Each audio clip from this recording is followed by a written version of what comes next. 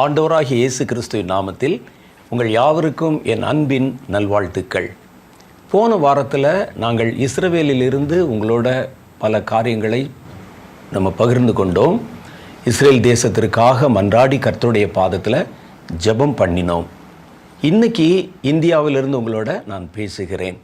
பொதுவாக நீங்கள் இஸ்ரேல் தேசத்துக்கு மன்றாடி அதிகமாக கர்த்தருடைய பாதத்தில் விண்ணப்பம் பண்ணணும்.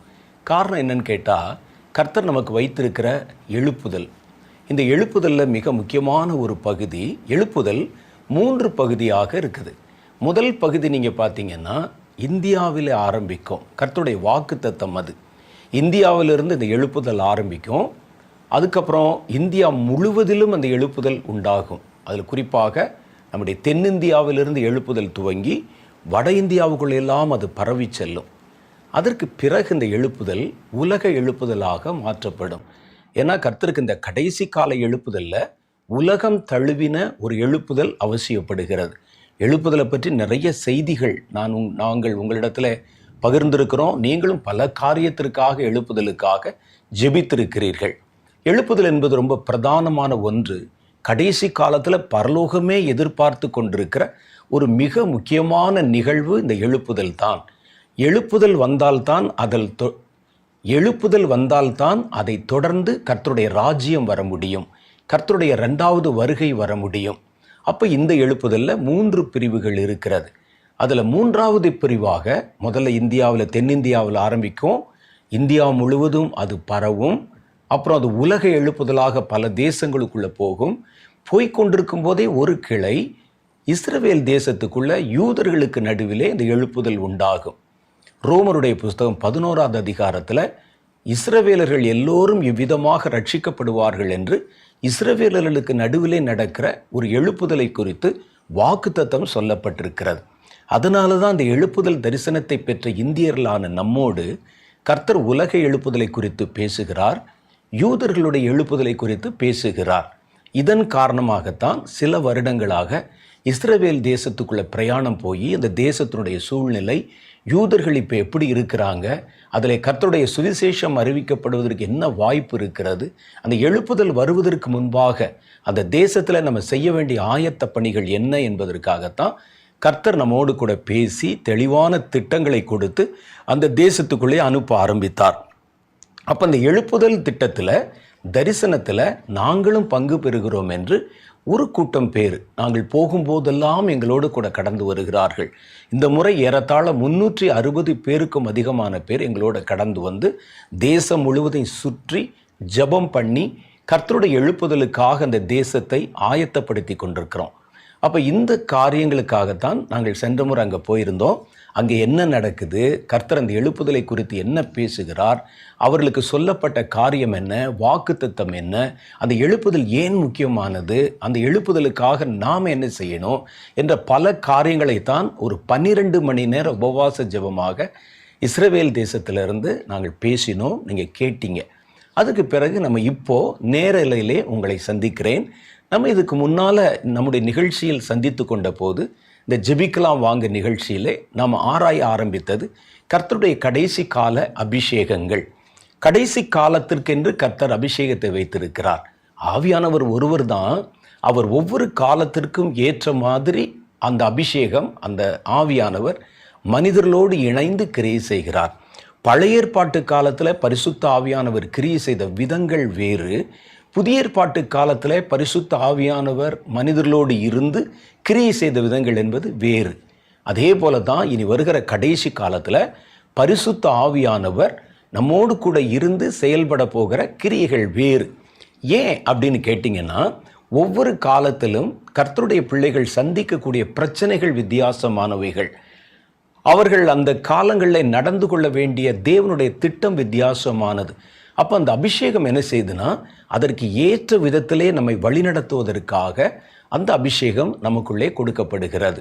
அதனால தான் பாருங்கள், பழைய ஏற்பாட்டு காலத்தில் பரிசுத்த ஆவியானவர் இறங்கின போது யுத்தம் செஞ்சுருக்கிறாங்க, நேருக்கு நேராக சண்டை போட்டிருக்கிறாங்க, கத்தி எடுத்து சண்டை போட்டிருக்கிறாங்க. சிம்சோன் காலத்திலெல்லாம் அவர் மேலே பரிசுத்த ஆவியானவர் இறங்கின போது எதிரிகளுக்கு எதிராக அவர் நின்று ஒரு பெரிய வல்லமையோட தேவ பலத்தோட சண்டை செய்தார், மாம்சத்தோட சண்டை செய்தார்.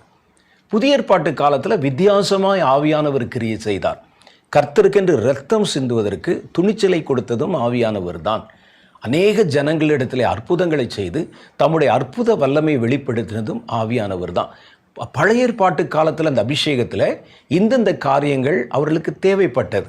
புதிய ஏற்பாட்டு காலத்தில் அபிஷேகத்தை கொண்டு நாம் செய்வதற்கு இன்னும் பல திட்டங்கள் இருந்தது. அதே போல தான் கடைசி காலத்தில் நாம் சந்திக்கக்கூடிய பிரச்சனைகள் வித்தியாசமானது. அதற்கு ஏதுவாக கர்த்தர் நமக்கென்று புதிய அபிஷேகங்களை கட்டளையிடுகிறார். அப்போ இந்த அபிஷேகங்கள் எதற்குன்னா, கர்த்தருடைய சித்தத்தை நிறைவேற்றுவதற்குண்டான பலத்தையும் ஞானத்தையும் தைரியத்தையும் கொடுப்பதற்குத்தான் பரிசுத்த ஆவியானவர் நமக்குள்ளே கொடுக்கப்பட்டிருக்கிறார். இதெல்லாம் நான் ஏற்கனவே உங்களோடு கூட பேசி சொன்ன காரியங்கள் தான். ஒரு மனிதனாலே முடியக்கூடிய காரியத்தை செய்ய வைப்பதற்கு பரிசுத்த ஆவியானவர் அவசியம் இல்லை. அது நமக்கே செய்ய முடியும். ஒரு உதாரணமாக ஒரு ஜெபம் பண்ணுகிறோம் என்று வைத்துக் கொள்ளுங்கள். நீங்கள் ஆவியானவரே இல்லாமல் கூட ஜெபம் பண்ண முடியும். ஆனால் பரிசுத்த ஆவியானவர் எதற்கு கொடுக்கப்படுகிறார் என்றால், உங்களுடைய பலத்தை தாண்டி உங்களால் செய்ய முடியாத காரியத்தை கர்த்தருக்கென்று செய்ய வைப்பதற்காக கொடுக்கப்படுவதற்கு பேர் தான் பரிசுத்த ஆவியின் அபிஷேகம் என்பது.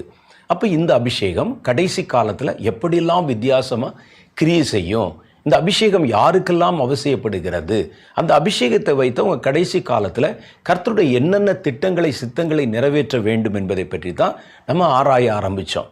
அதில் முதல் காரியமாக நம்ம என்ன பார்த்தோன்னா, கர்த்தருடைய ஆவியை கொண்டு ஜெபம் பண்ணுவது. நம்ம ஜெபிக்க வைப்பதற்கு ஜெப ஆவின்னு ஒரு ஆவி இருக்குது. இந்த ஜெப ஆவி வந்தால் ஒரு மனிதன் சாதாரணமாக அபிஷேகம் இல்லாமல் ஆவி இல்லாமல் தன்னுடைய சொந்த பலத்தில் எவ்வளவு ஜெபம் பண்ண முடியுமோ அதை தாண்டி இயற்கைக்கு மேற்பட்ட விதத்தில் கர்த்தருக்கென்று வைராக்கியமாக ஜெபம் பண்ண வைக்கிற அபிஷேகம். அது மாத்திரம் இல்லை, இந்த அபிஷேகத்தில் தேவனுடைய பல புதிய வரங்கள் இணைக்கப்பட்டிருக்கும். இந்த ஜெப ஆவியில் நிறைஞ்சு ஜெபம் பண்ணுறவங்க பார்த்தீங்கன்னா, ஜெபிக்கும் போதே தங்கள் ஆவிக்குரிய கண்கள் திறக்கப்பட்டு தேவன் எதை ஜெபிக்க வேண்டும் என்று விரும்புகிறாரோ அந்த காட்சிகளை தெளிவாக பார்க்குறாங்க. அப்போ இந்த அபிஷேகத்தோட ஒரு தீர்க்க தரிசன வரம் கூட பிரத்யட்சமாக கிரியை செய்கிறதை நாம் அறிந்து கொள்ள முடியும். அதை பற்றியெல்லாம் நம்ம தொடர்ச்சியாக பார்த்தோம். அதற்கு அடுத்து நம்ம என்ன பார்க்க ஆரம்பித்தோம்னா, கடைசி காலத்தில் கர்த்தருடைய பிள்ளைகளுக்கு என்று வைத்திருக்கிற ஒரு பெரிய ப்ராஜெக்ட் என்னென்னா, யுத்தம் செய்வது. யுத்தம் செய்வதற்கு ஒரு அபிஷேகம் இருக்கிறது. நான் ஏற்கனவே சொன்ன மாதிரி பழைய ஏற்பாட்டு காலத்தில் செய்த யுத்தம் வேற, புதிய ஏற்பாட்டு காலத்தில் செய்த யுத்தம் வேற, கடைசி காலத்தில் நாம் செய்ய போகிற யுத்தம் வேற. பொதுவாகவே தேவனுடைய பிள்ளைகளுக்கு எக்காலத்திலும் போராட்டங்களும் யுத்தங்களும் உண்டு. புதிய ஏற்பாட்டு காலத்திலும் அவங்க போராடினாங்க, புதிய ஏற்பாட்டு காலத்திலும் யுத்தம் செஞ்சாங்க, பழைய ஏற்பாட்டு காலத்திலும் யுத்தம் செய்தாங்க. ஆனால் எதிரிகள் தான் வேறு வேறு. பழைய ஏற்பாட்டு காலத்தில் பாருங்கள், கர்த்தருடைய ஜனத்திற்கு எதிராக வந்த மனிதர்களோட, ராஜ்யங்களோட, ராஜாக்களோட, இனங்களோட அவர்கள் யுத்தம் கலந்து சண்டை போட்டு ஜெயம் பெற்றார்கள். அதையும் ஆவியானோருடைய உதவியில் தான் செய்தார்கள். புதிய ஏற்பாட்டு காலம் வரும்பொழுது வேறு ஒரு யுத்தம் அவர்களுக்கு கொடுக்கப்பட்டது. தங்கள் சொந்த மாம்சத்தில் அவர்களுடைய ஆவிக்குரிய காரியத்துக்கு எதிராக அங்கே போர் செய்கிற அவயவங்கள், அவர்களுக்குள்ளே இருக்கிற பாவ சுபாவங்கள், அவர்களை பாவத்துக்குள்ளே இழுத்து கொள்வதற்காக செய்யப்படுகிற சாத்தானுடைய தந்திரங்கள், அவைகளுக்கு எதிராகவே பலமாக அவங்க போராடி சண்டை போட்டாங்க. கடைசி காலம் வித்தியாசமானது. கடைசி காலத்தில் நமக்கு வைக்கப்பட்டிருக்கிற அந்த போர் மாம்சத்தோடும் அல்ல, இரத்தத்தோடும் அல்ல என்று ஆரம்பிக்கிறது. அப்போ யாரோட நம்ம சண்டை போட போகிறோம்? யாரோட நம்ம சண்டை போட போகிறோம்னா, வேதத்தில் சொல்லுகிறது, இதுவரைக்கும் பழைய ஏற்பாட்டு பக்தர்களோ புதிய ஏற்பாட்டு பக்தர்களோ செய்யாத ஒரு யுத்தத்தை கடைசி கால தலைமுறை கர்த்தருடைய பிள்ளைகள் செய்ய போகிறாங்க. அது என்ன செய்ய போகிறாங்கன்ட்டா, ஆவிகளோடே யுத்தம் பண்ண போகிறார்கள். ஆவிகள் அப்படின்னு சொல்லும்போது அந்த ஆவிகள் வானத்தில் இருக்கக்கூடிய ஆவிகள், பூமியிலே உலகத்தில் இருக்கிற பிரபஞ்சத்தின் ஆவிகள், அப்புறம் மறைவில் இருக்கக்கூடிய ஆவிகள், பாதாளத்தில் இருக்கக்கூடிய ஆவிகள். ஆவிகள் 3 இடத்துல இருக்கிறதாக வேதம் சொல்லுகிறது. உலகத்தில் இருக்கிற ஆவிகள், உலகத்தில் அதிகாரங்களுக்கு பின்னால், மனிதர்களுக்கு பின்னால், சமுதாயங்களுக்கு பின்னால் உலகத்தில் இருந்து கொண்டு உலகத்தை ஆளுமை செய்து கொண்டிருக்கிற ஆவிகள். இயேசுவை சிறைப்படுத்த வரும்போது இயேசு சொன்னார், இதோ உலகத்தின் அதிபதி என்னிடத்தில் வருகிறான். அப்போ உலகத்தின் ஆவிகள், அவனுக்கு என்னிடத்தில் ஒன்றும் இல்லை என்று கர்த்தர் சொன்னார். அப்போ இந்த உலகம் முழுவதும் பொல்லாங்கனுக்குள்ளே கிடக்கிறத பார்க்குறோம். இந்த ஆவிகள் உலகத்துக்குள்ளே இருந்தாலும் மாம்ச கண்களுக்கு அது தெரிவதில்லை. அது மனிதர்களுக்கு பின்னால் இருந்து அவர்களை இயக்கும், பெரிய பெரிய பொல்லாத இயக்கங்களுக்கு பின்னால் இருந்து அவர்களை இயக்கும், அல்லது ஆட்சியாளர்களுக்கு பின்னால் இருந்து இயக்கும், அதிகாரங்களுக்கு பின்னால் இருக்கிறவர்களுக்கு பின்னால் இருந்து இயக்கும். நம்முடைய கண்களுக்கு அது தெரியாது. சமயங்களில் மனிதர்கள் இடம் கொடுத்தால் அவர்களுடைய சரீரத்துக்குள்ளே புகுந்து அவர்களை பிடித்து கொள்வது கூட இந்த உலகத்தின் ஆவிகள் தான். அப்போ நம்ம பார்க்குறோம், இயேசுவின் காலத்திலேயே இப்படிப்பட்ட பொல்லாத ஆவிகள் மனிதர்களுக்குள்ளே புகுந்து அவர்களை பிடித்து கொண்டது. இந்த ஆவிகளோட டைரக்டாக யாரும் யுத்தம் செய்து ஜெயித்ததில்லை. பழைய ஏற்பாட்டு காலத்தில் பார்த்தீங்கன்னா இந்த மாதிரி பொல்லாத ஆவிகளை குறித்த விஷயங்கள் அதிகமாய் சொல்லப்படவில்லை. சவுலுக்குள்ளே வந்த ஒரு பொல்லாத ஆவி, கொஞ்சம் 1-2, தாவீதுடைய இருதயத்தை ஏவின சாத்தான், இவ்வளோதான் நம்ம பார்க்குறோம் பிசாசின் காரியங்களை பற்றி. மற்றதெல்லாம் அவங்களுடைய சண்டை முழுசும் பாருங்களேன், சரித்திரபூர்வமானது, பக்கத்தில் இருக்கிற எதிர் இனங்களோடு ஆனது. தேவ ஜனத்தை ஒழிப்பதற்காக புறப்பட்டு வருகிற சத்துருக்களுக்கு எதிராக இவங்க போராடினாங்க, யுத்தம் செஞ்சாங்க. புதிய ஏற்பாட்டு காலத்தில் அப்படித்தான், இவர்கள் சாத்தானோட யுத்தம் செய்யலை, ஆனால் சாத்தானை துரத்தினார்கள். ஒரு மனிதனுக்குள்ளே புகுந்த சாத்தானை துரத்துனாங்க. ஆனால் துரத்துனா அந்த ஆவி என்ன செய்யும்? இந்த ஆளிடத்துலேருந்து வெளியே போய் இன்னொரு ஆளுக்குள்ளே போயிடும். நம்ம பார்க்குறோம், பன்றி கூட்டங்களுக்குள்ளே கூட அது நுழைந்து பன்றிகளோடு கீழே விழுந்து போனது. இப்போ இந்த மாதிரி இந்த ஆவிகள் போனது. ஆனால் கடைசி காலத்தில் வித்தியாசமான ஒரு தேவ திட்டம் கடைசி கால தலைமுறை ஜனங்களுக்கு விசேஷமாக வைக்கப்பட்டிருக்கிறது. அது என்னன்னா, இந்த ஆவிகளோட நேருக்கு நேராக யுத்தம் செய்வது. இந்த ஆவிகளுக்கு நேராக யுத்தம் செய்வது என்பது சாதாரணமான விஷயம் அல்ல. காரணம், இந்த எதிரியை நம்ம கண்ணால் பார்க்க முடியாது. உங்கள் மாம்ச பலத்தை வைத்து நீங்கள் அடித்தால் அந்த அடியினால் அவனை கீழே விழ வைக்க முடியாது.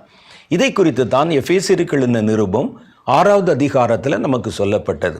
6வது அதிகாரம் 10வது வசனத்திலிருந்து நீங்கள் வாசிச்சிங்கன்னா, கடைசியாக என் சகோதரரே, கர்த்தரிலும் அவருடைய சத்துவத்தின் வல்லமையிலும் பலப்படுங்கள். நீங்கள் பிசாசின் தந்திரங்களோடு எதிர்த்து நிற்க திராணி உள்ளவர்களாகும்படி தேவனுடைய சர்வாயுத வர்க்கத்தையும் தரித்து கொள்ளுங்கள். ஏனெனில் மாம்சத்தோடும் இரத்தத்தோடும் அல்ல, துரைத்தனங்களோடும் அதிகாரங்களோடும் இப்பிரபஞ்சத்தின் அந்தகார லோகாதிபதிகளோடும் வான மண்டலங்களில் உள்ள பொல்லாத ஆவிகளின் சேனைகளோடும் நமக்கு போராட்டம் உண்டு. ஆகவே தீங்கு நாளிலே அவைகளை நீங்கள் எதிர்க்கவும் சகலத்தையும் செய்து முடித்தவர்களாக நிற்கவும். இதுதான் கர்த்தருடைய சித்தம். நீங்கள் அவனை எதிர்க்கணும், சண்டை செய்யணும், கடைசியில் ஜெயிச்சு நீங்கள் நிற்கணும், அவன் கீழே விழுந்துடணும். முடித்தவர்களாக நிற்கவும் திராணி உள்ளவர்களாகும்படி தேவனுடைய சர்வாயுத வர்க்கத்தையும் எடுத்துக்கொள்ளுங்கள் என்று சொல்லப்பட்டிருக்கிறது. அப்புறம் கீழே நீங்கள் பார்த்தீங்கன்னா, தீங்கு நாளிலே அவனை எதிர்க்கவும் என்று நமக்கு இந்த வார்த்தை சொன்னதுனால, தீங்கு நாள் என்பது இந்த கடைசி காலம்தான். உலக தோற்றம் முதற்கொண்டு இதுவரை உண்டாயிராத தீமைகள் கடைசி காலத்தில் தான் உண்டாயிருக்கும். நீங்கள் இப்போ சமீபமாகவே பார்ப்பீங்களே, ஒரு 10-20 வருஷமாகவே கொஞ்சம் கொஞ்சமாக சூழ்நிலைகள் மாறுவதையும், மனிதருடைய மனோபாவங்கள் மாறுவதையும், சமுதாயம் மாற்றம் அடைவதையும், நாம் ஒவ்வொரு காரியத்திற்கும் போராடி பெற்றுக்கொள்ள வேண்டிய சூழ்நிலையில் வந்திருப்பதையும் உங்களால் தெளிவாக அறிந்து கொள்ள முடியும். நீதியானது கொஞ்சம் கொஞ்சமாய் விலகிறதையும், இருளானது சூழ ஆரம்பிக்கிறத நம்ம பார்க்குறோம். இனி அது கொஞ்சம் கொஞ்சமாக பலமடைந்து இந்த காலங்கள் வெகு தீமைகள் எங்கிலும் பரவி இருக்கிற ஒரு காலமாக இருக்கும். ஆகவே தான் இயேசு சொன்னார், உலக தோற்றம் முதல் கொண்டு இதுவரை உண்டாயிராத உபத்திரவங்கள் கடைசி நாட்களிலே உண்டாயிருக்கும். ஆகவே தான் கடைசி நாட்களை, கடைசி காலங்களை தீங்கு நாட்கள் என்று நம்ம வர்ணிக்கிறோம். இந்த தீங்கு நாளில் தான் மனிதர்களை கர்த்தர் ஒரு புது யுத்தத்திற்கு ஆயத்தப்படுத்தி அந்த யுத்தத்தை செய்யும்படி அவர்களை கொண்டு வந்து நிறுத்துகிறார். அந்த யுத்தம் நீங்கள் எதிர்க்க போகிறது சாத்தானுக்கு எதிராக. அப்போ சாத்தானுக்கு எதிராக நம்ம யுத்தம் செய்யணும்னா அந்த யுத்தத்திற்கு நாம் எப்படி ஆயத்தப்படணும், அந்த யுத்தத்தை நாம் எப்படி செய்யணும், இதை பற்றி தான் நம்ம ஆராய்ந்து வந்தோம். அப்போ இந்த யுத்தங்களிலே பயன்படுத்துவதற்காக சில ஆயுதங்களை குறித்து கர்த்தருடைய வேதம் நமக்கு வழிமொழிகிறது. என்னென்ன ஆயுதங்களை வச்சு சாத்தானோட சண்டை செய்யலாம், எந்தெந்த ஆயுதங்களை வைத்து நீங்கள் சண்டை செய்தால் சாத்தானை ஜெயிக்க முடியும், எந்தெந்த ஆயுதங்களுடைய உதவியால் நீங்கள் உங்களை சாத்தானுடைய யுத்தத்திலிருந்து பாதுகாத்து கொள்ள முடியும், இதெல்லாம் குறித்து ஒரு பட்டியல் இங்கே சொல்லப்பட்டிருக்கிறது. பல தடவை நம்ம படித்தது தான். ஆனால் நம்ம மறுபடியும் இந்த கண்ணோட்டத்தோடு படிக்கும்போது அதில் பல புது காரியங்கள் நமக்கு தெரிகிறது. சில சமயத்தில் தேவனுடைய பிள்ளைகள் ஜெபிக்கிறத நம்ம பார்த்துருக்கிறோம். கடைசி காலத்தில் யுத்த ஜெபம் அப்படின்னு சொல்லுவாங்க. யுத்த ஜெபம் என்றால் ஒரு சாத்தானுடைய பேரை சொல்லி ஜெபம் பண்ணுவதனால அவன் எந்த விதத்திலும் பாதிப்பு அடைய போவது இல்லை. ஒரு யுத்தம் என்று வந்தாலே யுத்தம் ஜெபம் செய்வது வேறு, யுத்தம் செய்வது வேறு. இதைத்தான் நான் போன வாரத்தில் நம்ம போன முறை சந்தித்து கொண்ட போது உங்களிடத்தில் தெளிவுபடுத்த ஆரம்பித்தேன். யுத்த ஜெபம் பண்ணுவது என்பது வேறு. நீங்கள் ஜெபம் பண்ணுவதே யுத்தம் என்று நினைத்து கொள்ளக்கூடாது. யுத்தம் பண்ணுவது என்பது வேறு. அப்போ இந்த யுத்தத்தை நம்ம எப்படி செய்கிறோம் அப்படின்னா, யுத்தத்திலே ஆயுதங்கள் பயன்படுத்தப்பட்டால் தான் அதற்கு பேர் யுத்தம். ஆயுதங்கள் இல்லாமல் நீங்கள் யுத்தத்தை செய்ய முடியாது. உலக அளவில் நடக்கிற பல பெரிய பெரிய யுத்தங்களை பாருங்கள், வார் பாருங்கள், ஆயுதங்களை எடுத்து பயன்படுத்துவாங்க. நாங்கள் இஸ்ரேல் தேசத்தில் இருந்தபோது கூட பதட்டமான ஒரு சூழ்நிலையிலே அதனுடைய எல்லை பகுதிகளில் காசாவுக்கும் இஸ்ரேல் தேசத்துக்கும் அங்கே யுத்தம் நடைபெற்று ஏறத்தாழ 1600 ஏவுகணைகள் செலுத்தப்பட்டது. நாங்கள் அங்கே இருந்த நாட்களில் நீங்கள்லாம் ஜெபம் பண்ணீங்க, கர்த்தர் அந்த போரை நாங்கள் இருக்கும்போதே முடிவுக்கு கொண்டு வந்து விட்டார். சரி, அது ஒரு பக்கம் இருக்கட்டும். நம்ம பார்க்குறது என்னென்னா, ஆயுதங்கள் பயன்படுத்தப்பட்டு சண்டை போடணும், அதுக்கு பேர் தான் யுத்தம். அப்போ இந்த ஆவிக்குரிய யுத்தத்தில் நாம் பயன்படுத்தக்கூடிய ஆயுதங்கள் என்ன என்பதை பற்றி பார்க்கும்போது தான் ஆயுதங்களுடைய பட்டியலை வேதம் நமக்கு இங்கொன்றும் அங்கொன்றுமாக நிறைய ஆயுதங்களை குறித்து சொல்லுகிறது. இந்த ஆயுதங்களை பயன்படுத்தி தான் சாத்தானை நம்ம எதிர்க்க முடியும். என்னென்னலாம் நம்ம பார்த்தோம் உங்களுக்கு தெரியும். ஆயுதங்களில் 2 வகை ஆயுதங்கள் யுத்தத்தில் பயன்படுத்தக்கூடியது இருக்குது. ஒன்று சண்டை போடுறது, 2வது உங்களை தற்காத்து கொள்வது. யுத்தத்துக்கு போகிறவங்க பாருங்கள், மிலிட்ரியில் போகிறவங்க அவங்க போட்டிருக்க ட்ரெஸ்ஸே வேறு மாதிரி இருக்கும், ஷூ வேறு மாதிரி இருக்கும். தங்களை பாதுகாத்து கொள்வதற்கு என்னென்னெல்லாம் தங்கள் கைகளில் வைத்து கொள்ள முடியுமோ எல்லாத்தையும் வச்சுருப்பாங்க. அந்த காலத்தில் யுத்தம் பண்ணுறவங்க தலைச்சீரா போட்டிருப்பாங்க. ரோமர்களுடைய தலைச்சீரா பார்த்துருக்கீங்களா? தலைச்சீரா வெண்கலத்தில் இருக்கும். கோலியாத்து கூட ஒரு பெரிய தலைச்சீராவை வெண்கலத்திலே போட்டிருந்ததாக வேதத்திலே வாசிக்க முடிகிறது. ரோமர்கள் போட்டிருக்கிற தலைச்சீரால் இங்கே ஆரம்பித்து அப்படி ஒரு பெரிய ஒரு கொண்ட மாதிரி இவ்வளோ பெருசாக அகலமாக பெருசாக கழுத்து வரைக்கும் வரும். காரணம் என்னென்னா, ஒருவன் கழுத்தின் பின்பக்கத்திலிருந்து ஒரு பட்டயத்தை வீசினால் அது அவனுடைய கழுத்தை தொடாது. அப்போ இதெல்லாம் எதுக்குன்னா பாதுகாத்து கொள்வதற்கு. அந்த காலத்தில் யுத்தம் செய்கிற இந்திய மன்னர்கள் கூட பிரஸ்ட் பிளேட் போட்டிருப்பாங்க. நெஞ்சில் பார்த்தீங்கன்னா ஒரு பெரிய ஒரு ஆயுதத்தை ஒரு கேடகம் மாதிரி இருக்கும், அதை அவர்கள் அணிந்திருப்பார்கள். அதை மார்க்கவசம் என்று கர்த்தருடைய வேதம் சொல்லுகிறது. இது மாதிரி நிறைய காரியங்களை வச்சுருப்பாங்க. ஒன்று தங்களை யுத்தத்திலே பாதுகாத்து கொள்வதற்கு, இன்னொன்று எதிரியை தாக்குவதற்கு. அப்போ இந்த ஆயுதங்கள் வேறு, அந்த ஆயுதங்கள் வேறு. இதை பற்றி ரொம்ப இதை பற்றி மிக ஆழமாக கர்த்தருடைய வேதம் நமக்கு வெளிப்படுத்தி சொல்லுகிறது. அதில் நம்ம முதல்ல படித்தோம் எபேசியர் 6வது அதிகாரம் 14 17 வரைக்கும் உண்டான வசனங்களில் ஆயுதங்களை குறித்த ஒரு பட்டியல் சொல்லப்பட்டிருக்கிறது. சத்தியம் என்னும் ஒரு கச்சையை பற்றி பேசினது, நீதி என்ற ஒரு மார்க்கவசத்தை பற்றி பேசினது, ஆயத்தம் என்று சொல்லுகிற ஒரு பாதரட்சையை பற்றி பேசினது, ரட்சணியம் என்னும் ஒரு தலைச்சீராவை பற்றி அது பேசினது, வசனம் என்னும் ஆவியின் பட்டயத்தை அங்கே சொல்லப்பட்டிருக்கிறது. அப்போ இதில் நம்ம பார்க்கும்போது சத்தியம் என்னும் கச்சை நம்மை காத்துக்கொள்ள, நீதி என்ற மார்க்கவசம் நம்மை காத்துக்கொள்ள, ஆயத்தம் என்னும் பாதரட்சை நம்ம சுலபமாக வேகமாக யுத்த களத்துக்குள்ளே ஓடி சண்டை செய்வதற்காக, அப்புறம் ரட்சணியம் என்னும் தலைச்சீரா, அதுவும் உங்களுடைய கழுத்தையும் தலையையும் பாதுகாத்து கொள்வதற்காக. இதில் வசனம் என்ற பட்டய மாத்திரம்தான் எதிரியை தாக்குவதற்காக என்று நமக்கு காட்டப்பட்டிருக்கிறது. அப்போ வேதத்தில் சொல்லப்பட்ட பல ஆயுதங்களுடைய பட்டியலை எடுங்க. அதில் எதெல்லாம் நம்மை பாதுகாத்து கொள்வதற்கானது, எதெல்லாம் நம்ம சாத்தானை எதிர்ப்பதற்கானது என்கிறதை வகை பிரித்து கொள்ளுங்கள் சொன்னேன். ஏன்னா அந்த ஆயுதங்களை வச்சு எதை சாத்தானை அட்டாக் பண்ண பயன்படுத்தணும், எதை நம்ம பாதுகாத்து கொள்ள பயன்படுத்தணும் என்பது நாம் ரொம்ப முக்கியமாக அறிந்து கொள்ள வேண்டிய ஒரு காரியம். அப்போ அடுத்து சில காரியங்களை பற்றி வேதம் சொல்லுது. கர்த்தருடைய நாமம், கர்த்தருடைய நாமம், இயேசு என்ற நாமம் பழைய ஏற்பாட்டு காலத்தில் கர்த்தருடைய நாமம் யாருக்கும் வெளிப்படுத்தப்படவில்லை. அவருடைய உண்மையான நாமம், அந்த நாமத்தின் அதிகாரம், அந்த நாமத்தை கொண்டு நாம் அந்த அதிகாரத்தை பயன்படுத்தக்கூடிய அந்த அதிகாரம் என்பது பழைய ஏற்பாட்டில் யாருக்கும் கொடுக்கப்படவில்லை. அவர்கள் கேட்டபோது யெகோவா என்ற ஒரு பெயர் சொல்லப்பட்டது. அதுவும் கூட பார்த்தீங்கன்னா அவர்களுக்கு எப்படி வெளிப்படுத்தப்பட்டதுன்னா YHWH என்று தான் வெளிப்படுத்தப்பட்டது. வவ்வல்ஸ் இல்லாத ஒரு வார்த்தையை நம்ம உச்சரிக்க முடியாது. அதை என்ன செய்தார்கள், இடையில 2 வவ்வல்ஸை சேர்த்து யாவே என்று வைத்தார்கள். அதற்கு அர்த்தம் என்னன்னு கேட்டால், இருக்கிறவராகவே இருக்கிறேன். இது எப்படி ஒரு பேராக முடியும்? அப்போ இந்த பேரால தான் கர்த்தர் அறியப்பட்டார். யெகோவாவாகிய தேவன், யாவே என்ற தேவன் என்ற பெயரில் அவர் அறியப்பட்டார். ஆனால் அந்த பேரை வச்சு நீங்கள் ஒன்றும் செய்ய முடியாது. அந்த பேரை வச்சு ஒரு பிசாசை துரத்தவோ, யாவேயின் நாமத்தினால் எழுந்து நட நீங்கள் வசனத்தில் வாசிக்க முடியாது. ஆனால் மனிதர்களுக்கு கடவுளுடைய பெயர் குமாரனாகிய கிறிஸ்துவின் மூலம் வெளிப்படுத்தப்பட்டது. அந்த நாமம் இயேசு என்ற நாமம். அந்த நாமத்தினால தான் இன்றைக்கி நம்ம பிசாசுகளை துரத்துகிறோம், அற்புதங்களை செய்கிறோம். அதுக்கு முன்னாலெல்லாம் பாருங்களேன், யாவேயின் நாமத்தினாலே, யாவேயின் நாமத்தினாலே என்றெல்லாம் அவர்கள் அதிகமாக பயன்படுத்தினதில்லை. அதிகாரம் நிறைந்த ஒரு நாமம், மனிதர்கள் பயன்படுத்தி கொள்வதற்காக கொடுக்கப்பட்ட கர்த்தருடைய நாமம் என்பது இயேசுவின் நாமம்தான். இந்த நாமம் கர்த்தருடைய மரணத்தினாலே அதிகாரம் பெற்றதாகவும் செறிவூட்டப்பட்டதாகவும் இருக்கிறது. செறிவூட்டதுன்னா தெரியுமா? பலமூட்டப்பட்டதாக இருக்குது. எனக்கு ஒரு பேர் இருக்குது, இது ஜஸ்ட் ஒரு பேர், அவ்வளவுதான். ஆனால் இந்த பேரில் ஒரு வல்லமையோ பலமோ கிடையாது. எந்த ஒரு மனிதனுடைய பேர்லையும் வல்லமையோ பலமோ கிடையாது. ஒரு பேரை சொல்வதனால நீங்கள் பெரிதாக எந்த ஒரு காரியத்தையும் சாதித்து கொள்ள முடியாது.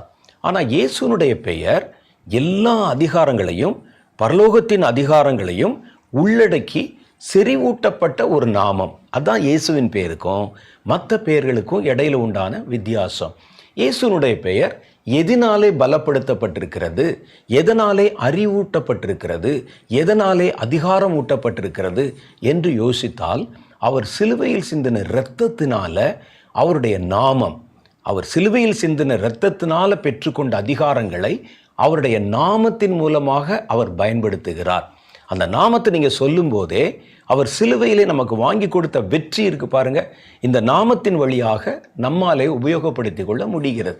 அதனால தான் புதிய ஏற்பாட்டு காலத்தில் அவர்கள் எதை செய்தாலும் இயேசுவின் நாமத்தினாலே என்று அவர்கள் பயன்படுத்தினாங்க. அப்போ இயேசுவின் நாமம் உலகத்தில், கர்த்தருடைய நாமம் மனிதர்களுக்காக வெளிப்பட்ட ஒரு நாமம். பரலோகத்துக்குள்ளே போனீங்கன்னா இயேசு என்ற இந்த நாமம் அத்தனை முக்கியத்துவம் வாய்ந்ததாக இருக்கிறது. ஒரு முறை நீங்கள் பரலோகத்துக்கு போனால், ஒரு பரிசுத்தமான ஒரு மனிதன், ஒரு தேவ மனிதன், பல நூற்றாண்டுகளுக்கு முன்பாக வாழ்ந்த ஒருவருடைய புஸ்தகத்தில் நான் வாசித்தேன். அவர் ஒரு முறை பரலோகத்துக்கு எடுத்துக்கொள்ளப்பட்ட போது அங்கே இயேசு என்ற பெயர் ஒலிக்கப்பட்ட மாத்திரத்தில் அங்கிருந்த ஒட்டுமொத்த தூதர்களும் முகங்குப்புற தங்களுடைய நெற்றி தரையில் பட குனிந்து அவர்கள் கர்த்தருக்கு மகிமை என்று செலுத்தி அவர்கள் நிமிர்கிறார்களாம். ஒரு தடவை சொல்லப்பட்டா நமக்கு அதனுடைய முழு பலன் அல்லது முழு அதிகாரம், அதனுடைய முழு மதிப்பு தெரியாதனால நம்ம எந்த நேரத்திலும் இயேசு இயேசுங்கிற பேரை நம்ம பயன்படுத்துகிறோம். மற்ற மனிதர்களுடைய பெயருக்கும் இயேசு என்ற பெயருக்கும் ஒரு வித்தியாசம் இருக்கிறது. அந்த பெயர் கர்த்தருடைய இரத்தத்தினாலையும் அவர் நமக்காக வாங்கி வைத்த அதிகாரங்களாலையும் செறிவூட்டப்பட்டிருக்கிறது. இப்போது ஒரு இந்தியாவில் ஒரு பெரிய அமைச்சர் இருக்கிறாரு, ஒரு பெரிய அதிகாரி இருக்கிறார். அவருடைய பேரை நாம் பயன்படுத்த முடியும். ஆனால் எப்படி பயன்படுத்துகிறோம் அப்படின்னு பார்த்தா, அவர் நமக்கு நண்பராக இருக்கிறதுனால நம்ம போய் நான் இவரை அனுப்பி வந்திருக்கிறேன், இவர் பேரால் வந்திருக்கிறேன்னு சொல்லும்போது சில காரியங்களை சாதித்து கொள்ள முடிகிறது. காரணம் என்னன்னு கேட்டால், அவர் அந்த அதிகாரத்தை வச்சிருக்கிறார், அது அந்த பேருக்குள்ளே செயல்படுகிறது. ஆனால் அது அவர் அதிகாரத்தில் இருக்கிற வரைக்கும் தான் செயல்படும். அதுவும் அவருடைய அதிகாரம் எந்த அளவுக்கு செல்லுபடியாகுமோ அங்கு தான் செயல்படும். இயேசுவின் பெயர் எங்கே வித்தியாசப்படுகிறது என்றால், காலங்காலமாக உலகம் முழுவதிலும், வானத்திலும் பூமியிலும் இந்த நாமம் பிரசித்தி பெற்றதும் அதிகாரமுள்ளதுமாக இருக்கிறது. ஆகவே தான் கர்த்தருடைய நாமம். அந்த நாமத்தினாலே பிசாசுகளை துரத்துவீர்கள் என்று ஒரு காரியத்தை கர்த்தர் நமக்கு வாக்கு பண்ணி இருக்கிறார். மார்க்கு சுவிசேஷம் 16வது அதிகாரம் 17வது வசனத்தில் அவருடைய நாமத்தினாலே நீங்கள் பிசாசுகளை துரத்துவீர்கள் என்று எழுதப்பட்டிருக்கிறது. அப்போ அது ஒரு அதிகாரம். பிசாசை துரத்துறதுக்கு, பலவீனப்படுத்துறதுக்கு, பிசாசுனுடைய பலத்தை பகிஷ்கரிக்கிறதற்கு, அவனை வெறுமையாக்குவதற்கு, அவனை பலவீனமாக்குவதற்கு இயேசுவின் பெயரை நாம் பயன்படுத்த முடியும். ரெண்டாவது காரியம் பாருங்க, கர்த்தருடைய இரத்தம். இந்த உலகம் சாத்தானுக்குள்ளே போன பிறகு, அந்த உலகத்தின் அதிகாரங்கள் அவன் கைக்கு போன பிறகு, கர்த்தர் தம்முடைய இரத்தத்தை விலைக்கரையமாய் கொடுத்து நமக்காக பாவ நிவாரண பலியாக அடிக்கப்பட்டு இழந்த அதிகாரத்தை தன்னுடைய கையிலே வைத்திருக்கிறார். யார் யாரெல்லாம் அந்த இரத்தத்தை விசுவாசிக்கிறாங்களோ, யார் யாரெல்லாம் அந்த இரத்தத்தை பயன்படுத்துகிறார்களோ, அந்த இரத்தம் பலத்த காரியத்தை செய்கிறது. சாத்தான் பயப்படுகிற ஒரே காரியம் இயேசுவின் இரத்தம்தான். இயேசுவின் இரத்தம் என்ற பெயரை சொன்னாலே அவன் நடுங்க ஆரம்பித்து விடுகிறான். கர்த்தருடைய இரத்தம் உலகத்தினுடைய எல்லா பாவங்களையும் நிவர்த்தி செய்தது மாத்திரமல்ல, அது ஜனங்களை ஒருங்கிணைப்பதற்கும் அவர்களை ரட்சிப்பதற்கும் காரணமாக பயன்படுத்தப்பட்டது. மாத்திரல்ல, சாத்தானுடைய அதிகாரத்தை அவர் சிலுவையில் சிந்தின இரத்தத்தினாலே ஜெயித்தார். அந்த ஜெயம் அந்த இரத்தத்துக்குள்ளே இருக்கு. ஆகவே தான் அந்த இரத்தத்தை நீங்கள் பயன்படுத்தும் போது, அந்த இரத்தத்தை நீங்கள் விசுவாசிக்கும் போது, அந்த இரத்தத்தை கொண்டு உங்களாலே சாத்தானை ஜெயிக்க முடிகிறது. அது வேதம் சொல்லுது. அது வெளிப்படுத்தின விசேஷம் 12வது அதிகாரம் 11வது வசனத்தில் வாசித்தா, அவர்கள் சாத்தானை ஆட்டுக்குட்டியானுடைய இரத்தத்தினாலும் சாட்சியின் வசனத்தினாலும் ஜெயித்தார்கள் என்று எழுதியிருக்கு. அந்த இரத்தம்தான் சாத்தானை ஜெயிப்பதற்கு கர்த்தர் நமக்கு கொடுத்த ஒரு பலத்த அதிகாரம். ரெண்டாவது பாருங்க, அவருடைய வசனம், சாட்சியின் வசனம். இந்த ரெண்டை வச்சு தான் சாத்தானை எதிர்த்தார்கள் என்று வேதம் சொல்லுகிறது. அதே மாதிரி 1 பேதுருவின் புஸ்தகம் 4வது அதிகாரம் 1வது வசனத்தில் நம்ம ஏற்கனவே ஒரு காரியத்தை வாசித்தோம். அது என்ன சொல்லுதுன்னா, கிறிஸ்துவனுடைய சிந்தை. கிறிஸ்துவனுடைய சிந்தையை நாம் அறிந்து கொள்ளும்போது, அல்லது கிறிஸ்துவின் சிந்தையை நாம் அணிந்து கொள்ளும்போது, அது நமக்கு ஒரு ஆயுதமாக பயன்படுத்தப்படுகிறது. பாருங்க, 1 பேதுருவின் புஸ்தகம் 4வது அதிகாரம் 1வது வசனம். இப்படி இருக்க கிறிஸ்து நமக்காக மாம்சத்திலே பாடுபட்டபடியினால் நீங்களும் அப்படிப்பட்ட சிந்தையை ஆயுதமாக தரித்து கொள்ளுங்கள். அப்போ கிறிஸ்துவனுடைய சிந்தையை நம்ம ஆயுதமாக தரித்து கொண்டால் சாத்தானால் நம்மை நெருங்க முடியாது. அந்த சிந்தை உள்ளவர்கள் சாத்தானை சுலபமாக ஜெயித்து விட முடியும். நம்ம அதை பற்றியெல்லாம் இன்னும் கொஞ்சம் விவரமாக நான் அப்புறம் சொல்கிறேன். அடுத்து ரோமர் 13வது அதிகாரம் 12வது வசனம். நம்ம இது பார்த்தோம். இதெல்லாம் ஆயுதங்கள். கர்த்தருடைய வேதம் சொல்லுது, ஒளியின் ஆயுதங்கள். எதெல்லாம் கர்த்தராலே ஒளியூட்டப்பட்டிருக்கிறதோ அந்த ஆயுதங்கள் இருளை துரத்தும் அதிகாரம் உள்ளவைகளாக இருக்கின்றன. அடுத்து 2 கொரிந்தியர் 6வது அதிகாரம் 7வது வசனத்தில் படித்தோம், நீதி என்னும் வலது இடது பக்க ஆயுதங்கள். அப்போ இந்த 2 பக்கத்தையும், ஒரு மனிதனுடைய 2 பக்கத்திலையும் ஆயுதங்கள் தரிக்கப்பட்டவனாக அவன் கடந்து போகும்படிக்கு நீதி என்பது இருக்கிறது அப்படின்னு வேதம் சொல்கிறத பார்க்குறோம். அப்போ இதெல்லாம் சாத்தானுக்கு எதிரான ஆயுதங்கள். சில வித்தியாசமான ஆயுதங்கள் சில சமயங்களிலே பயன்படுத்தப்பட்டிருக்கிறது. அதுவும் கூட ஆயுதம்தான். கர்த்தரை துதிக்கும் துதி இருக்கு பாருங்க, அது ஒரு ஆயுதம் என்பது நமக்கு பல காலமாக தெரியாமல் இருந்தது. ஆனால் யோசபாத்தின் காலத்திலும் எரிகோ அலங்கம் இடிக்கப்பட்ட காலத்திலும் நாம் வாசிக்கும்போது துதி என்பது வேறொரு பரிமாணத்திலே நமக்கு காட்டப்படுகிறது. அதான் நமக்கு ரொம்ப ஆச்சரியமாக இருக்குது. யோசுவாவின் புஸ்தகம் 6வது அதிகாரத்தில் நீங்கள் 5வது வசனத்திலேருந்து படித்து பார்த்தீங்கன்னா, கர்த்தர் அவர்களுக்கு ஒரு கட்டளை கொடுக்கிறார். துதி என்ற ஆயுதத்தை நாம் எப்படி ஆயுதமாக பயன்படுத்துவது? எரிகோ பட்டணத்தின் அலங்கம் பெருசாக விருந்திருக்கிறது, பலமாக அங்கே காணப்படுகிறது. அதுக்கு எதிராக போய் நிற்கிறாங்க. கதவை திறந்து விட்டு நாங்கள் அதன் வழியாய் கடந்து போக வேண்டும் என்று எரிகோவின் ராஜாவுக்கு கடிதம் அனுப்புகிறார்கள். நாங்கள் யாருக்கும் எந்த தொந்தரவும் செய்யாமல் போயிடுவோம், இவ்வளோ இஸ்ரவேலர்கள் வெளியே காத்திருக்கிறோம், கதவை திறந்து விட்டால் போதும் என்று கேட்கிறார்கள். அவர்களோ அதை மறுத்து விடுகிறார்கள். இப்படிப்பட்ட ஒரு சூழ்நிலை தான் கர்த்தர் அந்த எரிகோவின் அலங்கத்தை இடிப்பதற்கு ஒரு ஆலோசனை அவர்களுக்கு கொடுக்கிறார். அதில் என்ன நடக்குதுன்னா, 6வது அதிகாரத்தில் படித்து பார்த்தா, கர்த்தர் அவர்களை அழைத்து யோசுவாவிடத்தில் பேசி, நீ இஸ்ரவேலர்களை அழைத்து கொண்டு போய் இந்த பட்டணத்தை சுற்றி வர வேண்டும். 7 நாள் சுற்றி வரணும். 7வது நாளில் ஆசாரியர்கள் எக்காலங்களை முழங்கும் போது நீங்கள்லாம் ஒருமித்த சத்தத்தில் ஆரவாரத்தோட கர்த்தரை துதிக்கணும். அப்படி துதிக்கும் போது எரிகோ பட்டணத்தின் அலங்கம் இடிந்து விழும் என்று கர்த்தர் சொன்னார். அப்போ இவர்கள் அந்த மாதிரி கர்த்தர் சொன்ன காரியத்தின்படி செய்த போது ஒரு ஆச்சரியமான சம்பவம் நடைபெற்றதை நம்ம பார்க்குறோம். அவ்வளோ பெரிய எரிகோ பட்டணத்தின் சுவர் மேலிருந்து கீழாக இடிந்து விழுந்தது. துதியை நம்ம வெறும் துதியாகவோ என்டர்டெயின்மெண்ட்டாகவோ சும்மா பாடுவதற்காகவோ நம்ம பயன்படுத்தி கொண்டிருக்கிறோம் இன்றைக்கும். ஆனால் துதிக்குள்ளே வேறொரு பலம் இருக்கிறது, வேறொரு ஆற்றல் இருக்கிறது, ஒரு அணுகுண்டில் இருக்கிற மாதிரி ஒரு சக்தி இருக்கிறது. அவ்வளோ பெரிய அலங்கத்தையே இடித்து விட்டதே. அந்த அலங்கத்தின் அகலத்தை நீங்கள் சொல்லணும்னா ராகாப் என்ற வேசியனுடைய வீட்டு அந்த அலங்கத்தின் மேலே இருந்ததாம். அப்போ அது எவ்வளோ அகலமாக இருந்திருக்கும்னு பார்க்கணும். அவ்வளோ அகலமான சுவர், அவ்வளோ உயரமான சுவர் மேலிருந்து கீழாக இடிந்து விழுந்தது துதியின் சத்தத்தினால். அதே போல் 2 நாளாகம புஸ்தகம் 20வது அதிகாரத்தில் 21லிருந்து 24 வரைக்கும் உண்டான வசனங்களை நீங்கள் வாசித்து பார்க்கும் பொழுது துதியை வச்சு ஒரு ஜெயம் யோசபாத்தின் காலத்தில் இதுவரைக்கும் யாரும் அப்படி பயன்படுத்தினது இல்லை. அது நமக்கு ரொம்ப ஆச்சரியமாக இருக்கிறது. அந்த காரியங்கள் வாசித்து பார்க்கும் பொழுது அவங்க யுத்தத்தில் எல்லா படைகளும் இராணுவங்களும் இவர்களுக்கு எதிராக கூட்டம் கூடி கொண்டாங்க.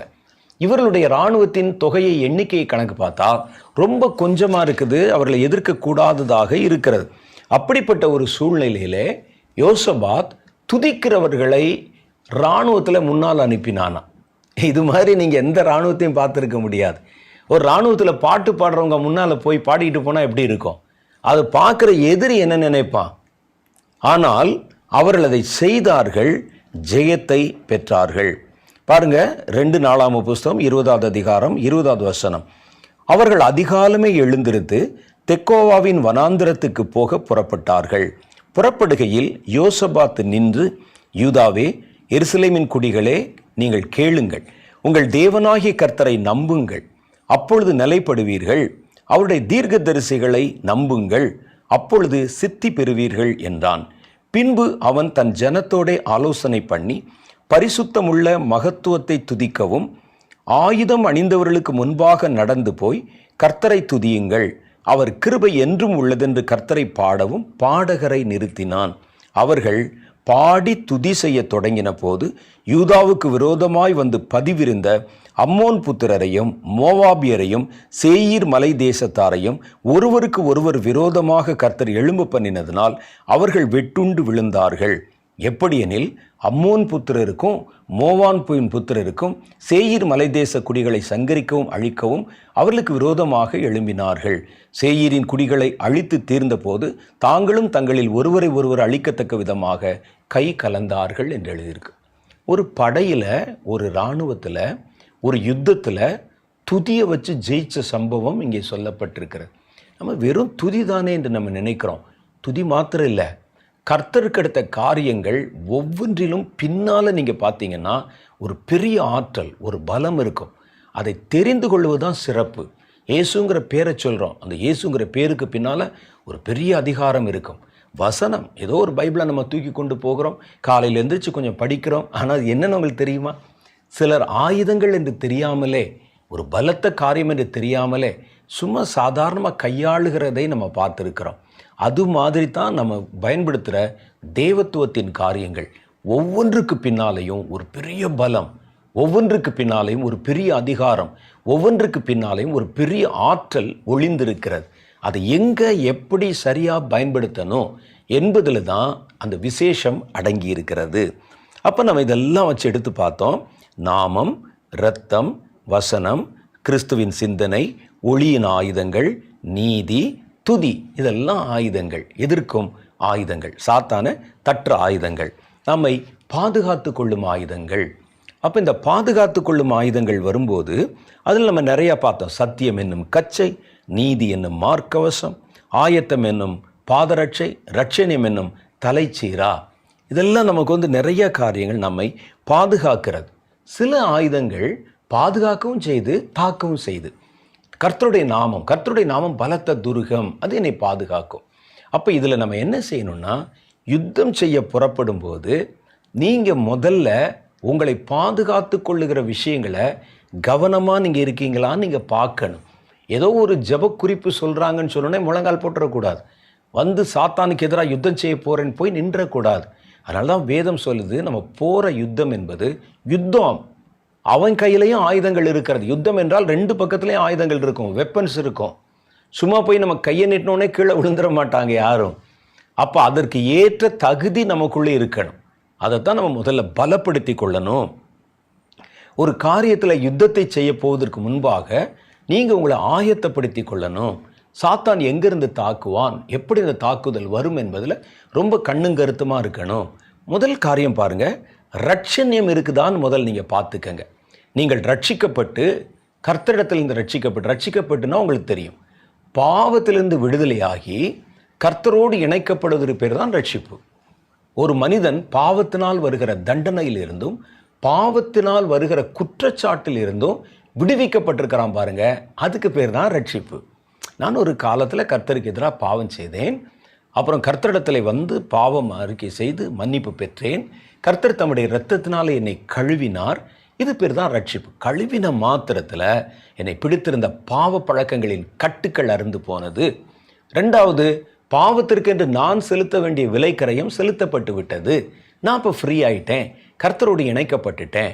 அப்படி நம்ம வந்து போய்கொண்டிருக்கும்போது இடையில மறுபடியும் அந்த பாவ சிந்தனையோ பாவ சுபாவமோ நம்முடைய வாழ்க்கையில் வந்து நம்ம இடம் கொடுத்து அந்த ரட்சிப்பிலிருந்து கொஞ்சம் விலகி இருந்தால், நீங்கள் யுத்தத்தில் போய் நின்றீர்கள் என்றால் சாத்தான் அதை குறிவைத்து அந்த இடத்துல நம்மை தாக்கி விடுவான். அப்போ என்ன செய்யணும்னா, முதல்ல நம்முடைய ரட்சிப்பு சரியாக இருக்குதான்னு பார்க்கணும். தினசரி உங்களுடைய ரட்சிப்பை நீங்கள் ஆராய்ந்து பார்க்கணும். கர்த்தருக்கும் உங்களுக்கு இடையில இடைவெளியே இருக்கவே கூடாது. அந்த ரட்சிப்பிலே நீங்கள் உறுதியாக இன்றைக்கு இருக்கிறீர்களா என்று பார்க்கணும். நான் 1990 ரட்சிக்கப்பட்ட, அது பெருசில்லை. இன்னைக்கு அந்த ரட்சிப்பில் நீங்கள் நிற்கிறீங்களா அப்படின்னு பார்க்கணும். 80 ரட்சிக்கப்பட்டேன், 70 ரட்சிக்கப்பட்டேன். அந்த ரட்சிப்பில் நீங்கள் இன்னும் உறுதியாக இருக்கிறீங்களா? இன்னும் இந்த பாவத்திலிருந்து விடுதலையாக இருக்கிறீங்களா? கர்த்தரோடு இணைக்கப்பட்டிருக்கிறீங்களா? அந்த ரட்சிப்பு இன்னும் பழுதடையாமல் இருக்கிறதா? ரட்சிப்பிலே நிலைத்து நிற்கிறீர்களா? முடிவு வரைக்கும் நிலை நின்றவன் தான் ரட்சிக்கப்படுகிறானா? முடிவு வரைக்கும் நிலை நிற்கிறோமா அப்படி நம்ம பார்க்கணும். அது இல்லாமல் என்றோ நம்ம போனோம், கூட்டத்தில் பாவரிக்கை செய்தோம், அதுக்கப்புறம் கொஞ்ச நாள் நல்லா இருந்தோம், அப்புறம் மறுபடியும் அதே பாவத்துக்குள்ளே போகிறோம், அடிக்கடி விழுவதும் எழுவதுமாக இருக்கிறோம். அப்படி போய்கொண்டிருக்கும். திடீர்னு யாரோ சொல்கிறாங்க யுத்தம் செய்ய போகணும்னு சொல்லி, உடனே நீங்கள் புறப்படக்கூடாது. உங்கள் ரட்சிப்பை முதல்ல நீங்கள் பழுது பார்க்கணும். அந்த ரட்சிப்பில் நான் இப்போ எப்படி இருக்கேன்னு பார்க்கணும். ரட்சிப்பு என்பது என்னை பொறுத்தளவில் அனுதினமும் புதுப்பிக்கப்பட்டு கொண்டே இருக்கணும். டாக்டர் பில்லி கிரஹாம் தன்னுடைய புஸ்தகத்தில் ஒரு காரியம் எழுதியிருக்கிறாங்க. முதல் நாள் இரவு படிக்க போகிற பில்லி கிரஹாம் அடுத்த நாள் காலையிலே ஒரு புது பில்லி கிரஹாம் இருப்பான். அன்னைக்கு ராத்திரி நான் என்னை உட்கார்ந்து சோதித்து பார்த்து எந்தெந்த இடத்துலலாம் தவறு இருக்கிறது, என்னுடைய ரட்சிப்பிலே எங்கெங்கெல்லாம் விரிசல் உண்டாயிருக்கிறது என்பதை கவனித்து நீக்கப்பட வேண்டியதை நீக்கி சேர்க்கப்பட வேண்டியதை சேர்த்து தான் நான் படுக்கைக்கு போவேன். காலையில் எழுந்திருக்கும் போது புதிய சுபாவத்தோட புதிய குணத்தோடு நான் எழுந்திருப்பேன். தினசரி நான் என்னை புதுப்பித்து கொண்டே இருக்கிறேன் என்கிறார். அப்போ முடிவு வரை நிலை நின்றவனே ரட்சிக்கப்படுவான் அப்படின்னா, நான் 81 ரட்சிக்கப்பட்டேன் என்று சொல்லுவது ரட்சிப்பின் ஆரம்பம். அது அதானே, நீங்கள் ரட்சிக்கப்பட்டதற்கு ஆதாரம் ஒரு ஆரம்பம், அவ்வளோதான். இன்னும் சிலர் இப்போ புதிய கருத்துக்கள் சொல்லப்படுறாங்க. நீங்கள் இயேசுவை ஏற்றுக்கொண்டு ரட்சிக்கப்பட்டு விட்டால் அவ்வளோதான், அதுக்கப்புறம் எந்த பாவத்தை நீங்கள் செய்தாலும் அந்த பாவம் உங்களை ஒன்றும் செய்யாது. நீங்கள் என்ன வேண்டுமானாலும் செய்யலாம், எப்படி வேண்டுமானாலும் வாழலாம். இயேசுவை நம்பிவிட்டு நீங்கள் எப்படி வேணாலும் ஃப்ரீயாக வாழலாம், யாரும் உங்களை ஒன்றும் சொல்ல மாட்டாங்க. அந்த பாவம் மறுபடியும் ஒன்றும் செய்யாது என்பதாக போதிக்கிறார்கள். நாம் அதுக்குள்ளெல்லாம் போக விரும்பலை. நம்முடைய ரட்சிப்பை நாம் தினசரி புதுமையாக்கி கொண்டே, தினசரி புதுப்பித்து கொண்டே இருக்கணும். நேற்று இருந்த மாதிரி நம்ம இன்னைக்கு இருக்க மாட்டோம், இன்னைக்கு இருக்கிற மாதிரி நம்ம நாளைக்கு இருக்க மாட்டோம். இதைத்தான் பில்லி கிரஹாம் சொல்லுகிறார். ஒவ்வொரு நாளும் நான் என்னை புதுப்பிக்கிறேன். இரவு படுக்கைக்கு போவதற்கு முன்பாக என் உள்ளிந்திரியங்களை சோதித்து பார்க்கிறேன். அன்று நடந்த நிகழ்வுகளெல்லாம் என்னுடைய நினைவுக்கு கொண்டு வருகிறேன். என்னுடைய ரட்சிப்பு சரியாக இருக்குதான்னு பார்க்குறேன். அப்போ நம்ம என்ன செய்யணும்னா, முதல்ல இந்த ரட்சிப்பு, ஒரு வேளை நீங்கள் அனுதினமும் அப்படி நடக்க முடியல, விட்டு போனால் கூட இந்த யுத்தத்துக்கு போகிறீங்க பாருங்கள், அட்லீஸ்ட் அப்போவாவது உட்கார்ந்து உங்கள் ரட்சிப்பை நீங்கள் சீர்படுத்தி கொள்ள வேண்டும். அது கிழிஞ்சு போயிருக்குதா, அது தேவனுக்கும் நமக்கு இடையில டிஸ்டன்ஸ் உண்டாயிருச்சா, அல்லது நம்முடைய ரட்சிப்பிலே விரிசல் உண்டாயிருக்கிறதா பார்த்து அந்த ரட்சிப்பை நீங்கள் சரி பண்ணிட்டு போனால்தான் உங்களை காப்பாற்ற முடியும். இல்லாமல் நம்ம சும்மா போய் நிற்கிறோன்னு வச்சுக்கோங்க. யாரோ நமக்கு சொன்னாங்க, ஒரு ஞானஸ்தானம் கொடுத்து ஒரு சர்டிஃபிகேட் கொடுத்துட்டாங்க, பிதா குமாரன் பரிசுத்தாவினால நான் ஞானஸ்தானம் பெற்று விட்டேன், நான் ரட்சிக்கப்பட்டு விட்டேன் அப்படின்னு சொன்னால் ரட்சிக்கப்பட்ட எல்லாரும் பரலோகத்தில் போயிட முடியுமா? இல்லை. ரட்சிப்புக்கு பிறகும் நாம் நிறைவேற்ற வேண்டிய பல படிகள் இருக்கிறது. அப்போ இதெல்லாம் நம்ம நிறைவேற்றணுமே. அப்போ அந்த ரட்சிப்பு எப்படி இருக்குது அப்படின்னு நம்ம சோதிக்கணும். அதே போல தான் சத்தியம். உங்களுக்குள்ளே சத்தியம் இல்லைன்னா யுத்தத்தில் போய் நின்றக்கூடாது. சத்தியத்தில் நீங்கள் எவ்வளவு தூரம் இருக்கிறீங்க? சத்தியம் என்பது உண்மை. சத்தியம் என்பது தேவனுடைய வார்த்தை. உண்மை, உங்களுக்குள்ள உண்மைத்தன்மை என்ன இருக்குதுன்னு பார்க்கணும். சாத்தானுடைய மைண்டை பற்றி ஒரு காரியம் உங்களுக்கு சொல்லவா? சாத்தான் மனதோட போராடுகிறவன், மனதோட யுத்தம் செய்கிறவன். சாத்தானுக்கு முன்னால் ஒரு ஆள் போய் நிற்கும்போது, ஆவிகளே அப்படி தான், ஒரு ஆள் போய் நிற்கும்போது அவன் உங்களை பார்க்கும் பொழுதே எங்கெங்கெல்லாம் பலவீனம் இருக்கிறது, எந்தெந்த இடங்களெல்லாம் கர்த்தராலே பாதுகாக்கப்பட்டிருக்கிறது, எந்த இடத்துல வீக்னஸ் இருக்குது என்பதை ஒரு நிமிஷத்திலே ஸ்கேன் பண்ணிடுவான். இவனை எங்கே தட்டுனா எங்கே விழுவான் என்று. ஏனென்றால் பூர்வ காலம் முதற்கொண்டு அவன் மகா தந்திரசாலியும் மனித கொலைபாதகனுமாக இருக்கிறான். அவன் மிகுந்த தந்திரம் உள்ளவனாக இருக்கிறான். பார்த்த உடனே தெரிஞ்சிடும், ஓ, இவனுக்கும் உண்மைக்கும் சம்பந்தம் இல்லை. உண்மை என்ற அந்த சத்தியம் என்ற கச்சை அவனிடத்தில் இல்லை. அதனால் அவனுடைய உடையும் ஒழுங்காக நிற்காது, அவனுடைய கச்சையில் ஆயுதங்களும் கிடையாது. இவனுக்கு உண்மைக்கு ரொம்ப தூரம். வாயை திறந்தாலே பொய், வாழ்க்கையில் பொய், தன்னுடைய கணவனுக்கு மனைவி கிடையாது, தன் மனைவிடத்திலே பொய், பிள்ளைகளிடத்திலே பொய், ஆஃபீஸில் பொய். ஜெபம் பண்ண வரும்போது மாத்திரம் பவுடர் அடிச்சுட்டு வந்துடும். எப்படி இருக்கும்? ஜெபம் பண்ண சொன்னோன்னே ஜெபம் பண்ணுகிறோம். யாருக்கு முன்னால் போய் நிற்கிறோம்? இப்போ யுத்தம் பண்ணும்போது, ஒருவேளை ஜெபம் பண்ணும்போது நீங்கள் கர்த்தருக்கு முன்னால் நிற்பீங்க. சின்ன சின்ன தவறு இருந்தால் கூட கர்த்தர் உங்களை மன்னித்து தவறை சுட்டி காட்டிடுவார். எதிரிகிட்ட நிற்கும்போது வேற மாதிரி நிற்கணும்.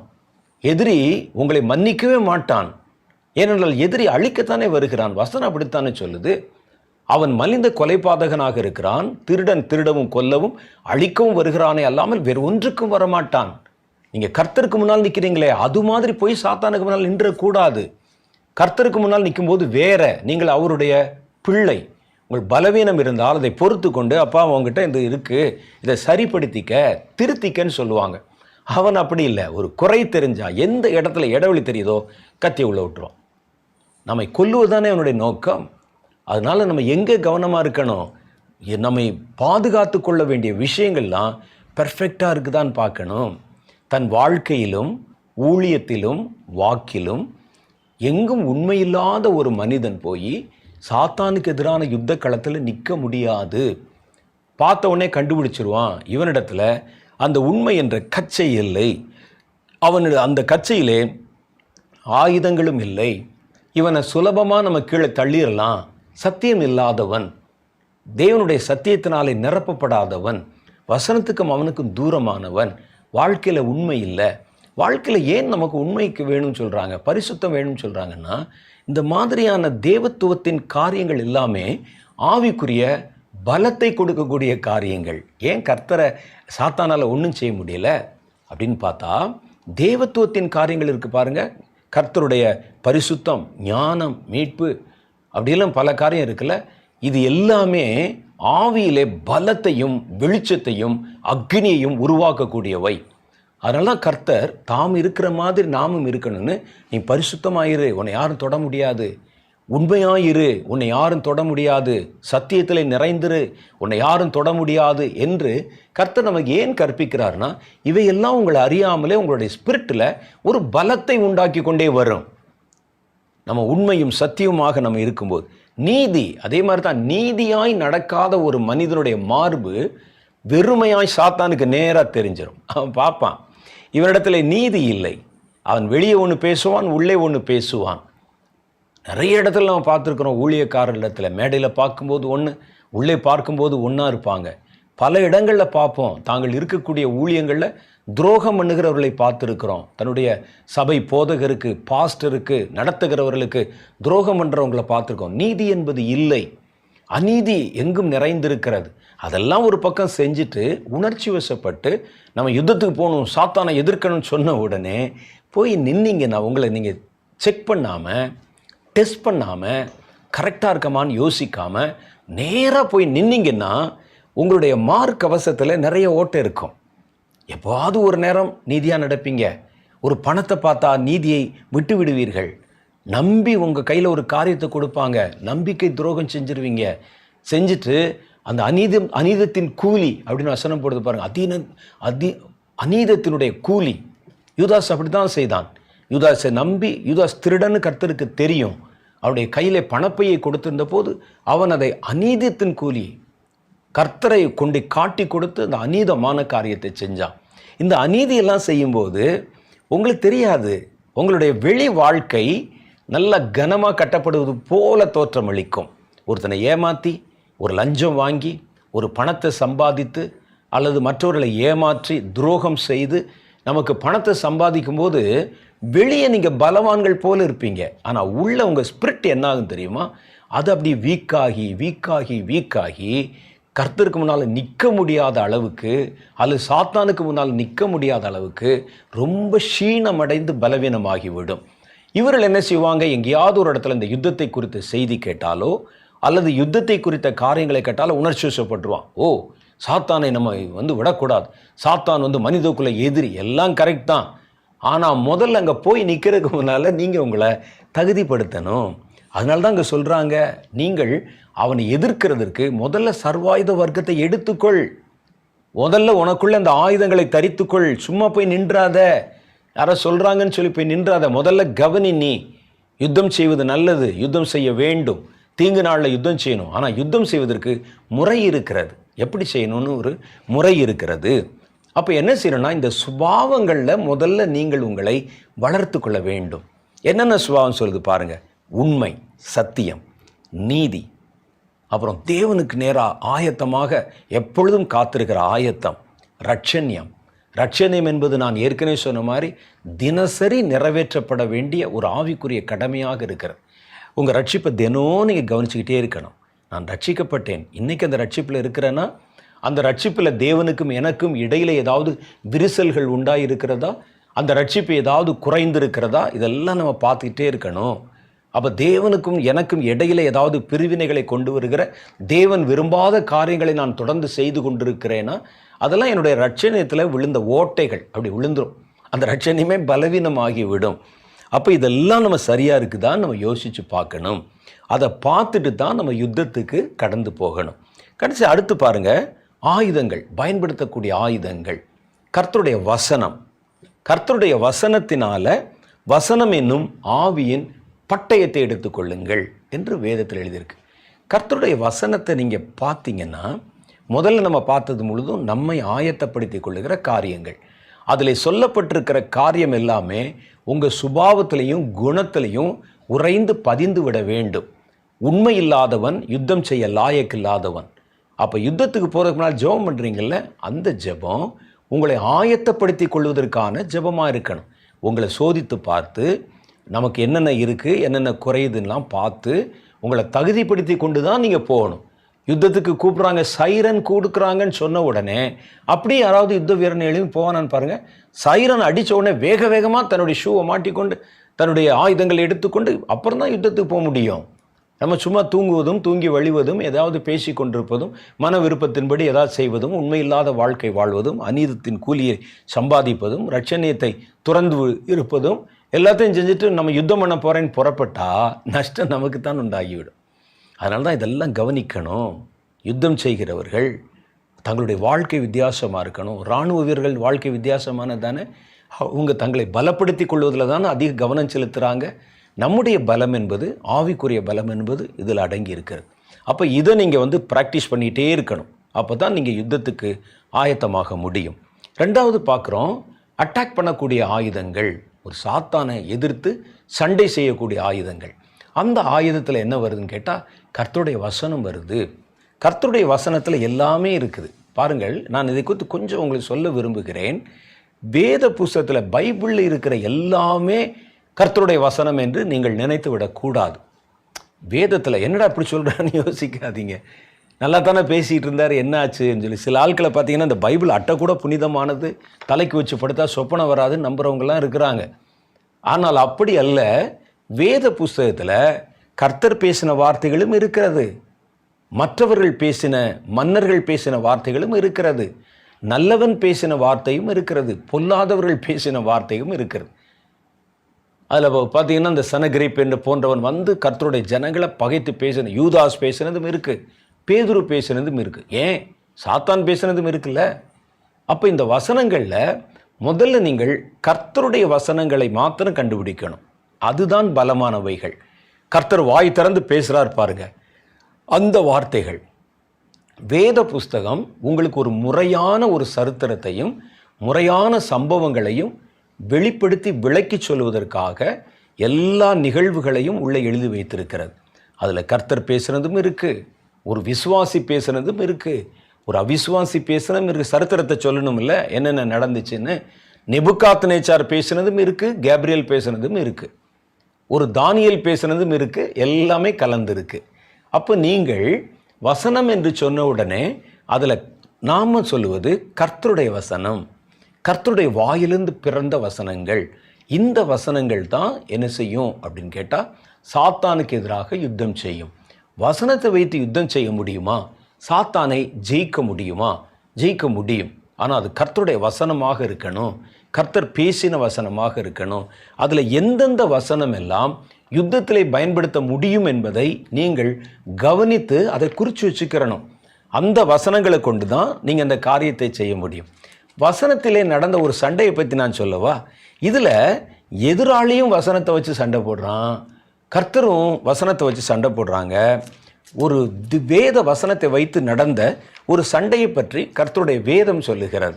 அதில் பாருங்கள், மத்தேயு சுவிசேஷம் 4வது அதிகாரத்தில் 1வது வசனத்திலிருந்து, அப்பொழுது இயேசு பிசாசினாலே சோதிக்கப்படுவதற்கு ஆவியானவராலே வனாந்திரத்துக்கு கொண்டு போகப்பட்டார்.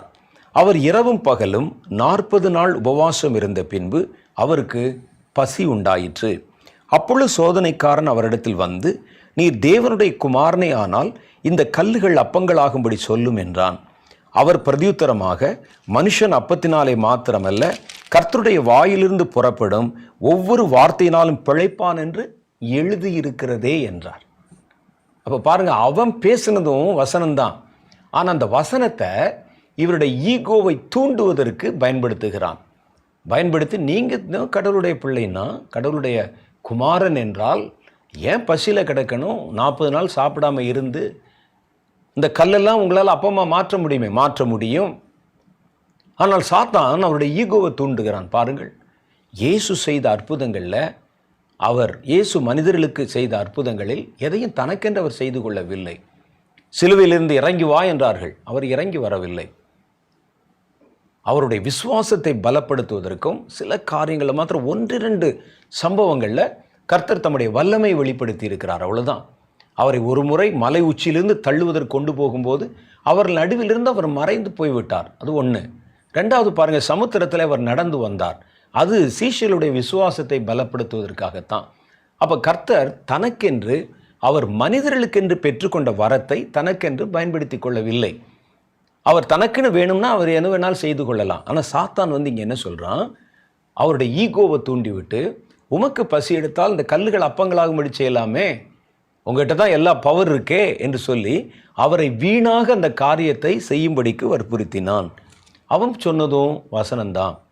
அவர் கல்லுகளினால் ஆபிரகாமுக்கு பிள்ளைகளை உண்டு பண்ண முடியும், கல்லுகளினாலே அப்பத்தை உண்டு பண்ண முடியும், இதெல்லாம் வசனம்தான்.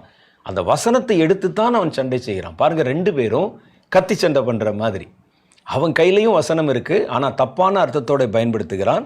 கர்த்தர் அதை வசனத்தை கொண்டே ஜெயிக்கிறார்.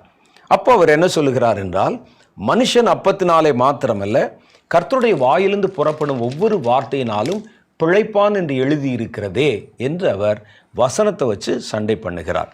அப்பொழுது பிசாசு அவரை பரிசுத்த நகரத்துக்கு கொண்டு போய் தேவாலயத்தின் உப்பரிகையின்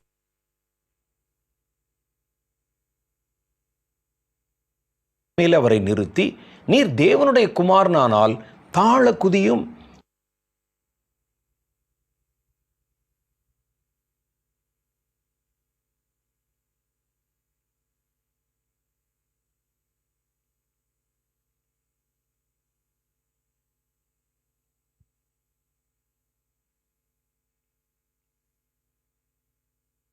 தூதர்களுக்கு உம்மை குறித்து கட்டளையிடுவார். உம்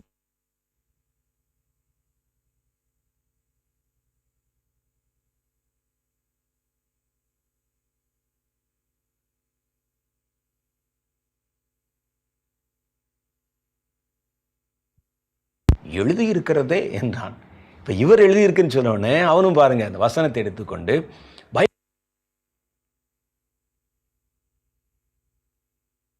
தூதர்கள் வந்து உம்முடைய கையை பிடித்து தாங்கி அற்புதம் செய்வார், அதிசயம் செய்வார். சாத்தான் சொல்லி செய்ய மாட்டார். நான் சொன்னேன் அவர் செஞ்சுட்டார் பாருங்கன்னு காட்டுறதுக்கு தான் சாத்தானுடைய நோக்கம். கர்த்தர் எந்த நேரத்தில் எந்த அற்புதத்தை பிதா சொல்லத்தான் அவர் செய்வார். குமாரன் செய்யும்படிக்கு பிதாவானவர் காண்பிக்கிறது எதுவோ அதை தவிர குமாரன் தாமா இதையும் செய்ய மாட்டார். அதான் வேத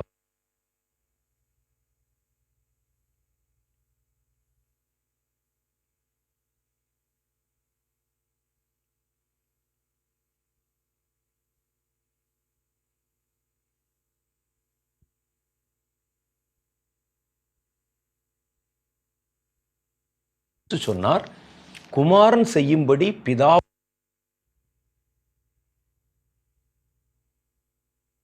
செய்ய மாட்டான். தானே செய்ய மாட்டாரே, எடுத்துக்கொள்ள முயற்சி பண்ணுகிறான். அதனால தான் கர்த்தர் அதை செய்யல. இல்லாட்டா கர்த்தர் பாரு, நான் யார் தெரியுமா, யார்கிட்ட வந்து விளையாடுகிறாய், இப்போ நான் குதிக்கிறேன் பாருன்னு சொல்லி குதிக்க மாட்டார். ஏன்னு சொன்னா சாத்தான் சொல்லி கர்த்தர் கீழ்ப்படிய மாட்டார். பிதா சொல்லணும். பிதா சொல்லுவான் சொன்னால்தான் குமாரன் அதை செய்வார். அப்ப கர்த்தர் என்ன சொல்லுகிறார்? அதற்கு இயேசு, உன் தேவனாகிய கர்த்தரை பரீட்சை பாராதிருப்பாயாக என்றும் எழுதியிருக்கிறதே அப்படின்னு சொல்லி வசனத்தை வச்சு ஒரு யுத்தம் நடக்குது. மறுபடியும் பிசாசு அவரை, நீர் சாஷ்டாங்கமாய் விழுந்து என்னை பணிந்து கொண்டால் இவைகளெல்லாம் உமக்கு தருவேன் என்று சொன்னான். அப்பொழுது இயேசு, அப்பாலே போ சாத்தானே, உன் தேவனாகிய கர்த்தரை பணிந்து கொண்டு அவர் ஒருவருக்கே ஆராதனை செய்வாயாக என்றும் எழுதியிருக்கிறதே என்றார். இது பார்த்தீங்கன்னா வசனத்தை வச்சு நடந்து எழுதியிருக்கிறதே வேதத்தில் இருக்கிறது தான். அந்த சாத்தான் வரும் பொழுது சாத்தானிடத்திலே கர்த்தர் என்னென்ன வார்த்தைகளை பயன்படுத்தினார் பாருங்க. நீங்க வேத வசனம் என்பதற்காக இதற்கு வேற ஏதாவது ஒரு வசனத்தை போட்டு நம்ம போட்டு சொல்லிட்டு இருக்க கூடாது. சொல்றான், என்ன சொல்லுகிறான்? அவர் நம்மை உயர்ந்த மலையின் மேல் கொண்டு போய் நிறுத்தி உலகத்தின் ராஜ்யங்களை எனக்கு காண்பித்து மகிமையை எல்லாவற்றையும் காண்பித்து நீ சாஷ்டாங்கமாய் விழுந்து என்னை பணிந்து கொண்டால் இவைகளெல்லாம் உனக்கு தருவேன் அப்படின்னு சொல்றார்.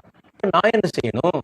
அதற்கு ஏற்ற விதத்துல ஒரு கத்தியை வந்து அவன் வந்து வலது பக்கம் திருப்பினா நம்ம இடது பக்கத்துல வச்சு அடிக்கணும். அப்படி சரிக்கு சரி சண்டை போட்டா தான் சண்டை நடக்கும்.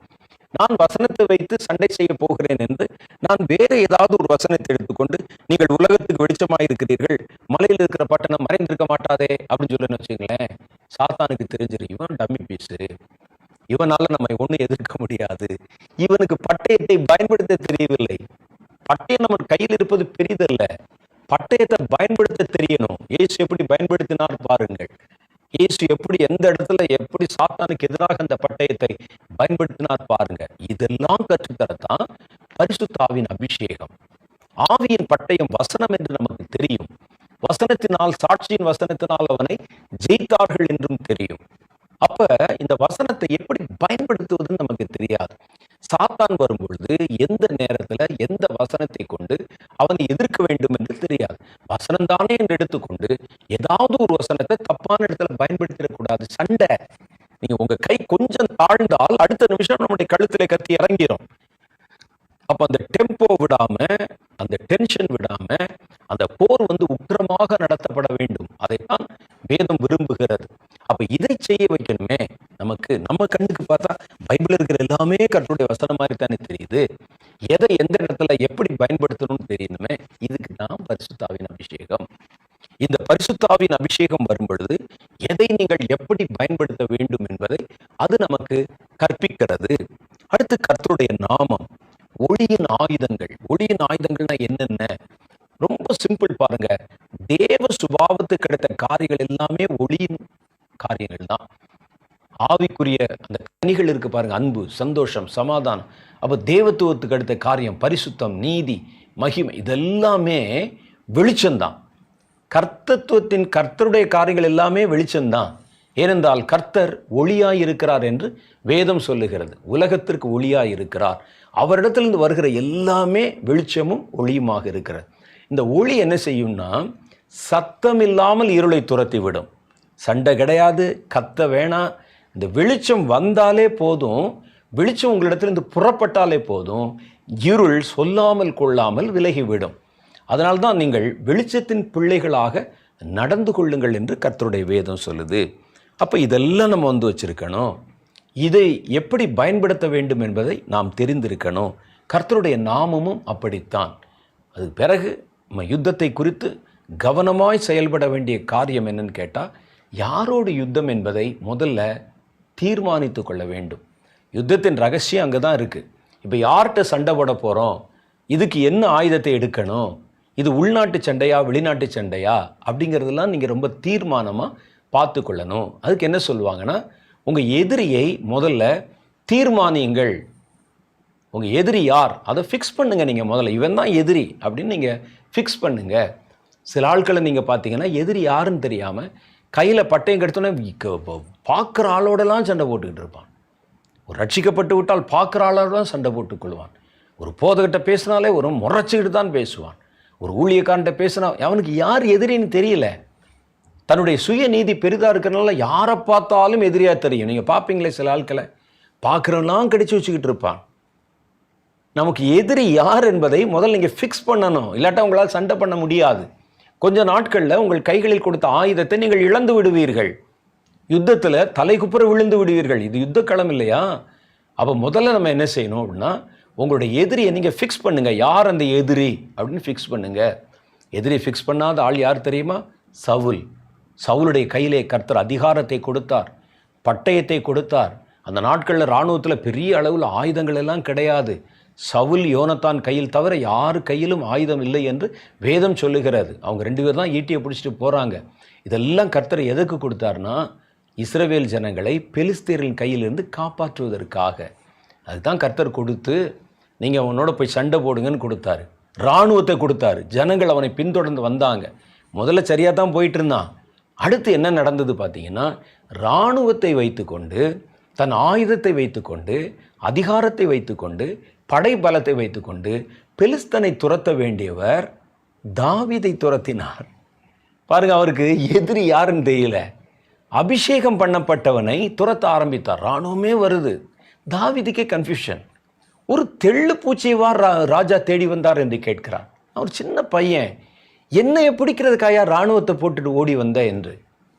வாங்க தாவீது இங்கே தான் போயிருப்பான், அங்கே தான் போயிருப்பான் என்று கடந்து வருகிறார்.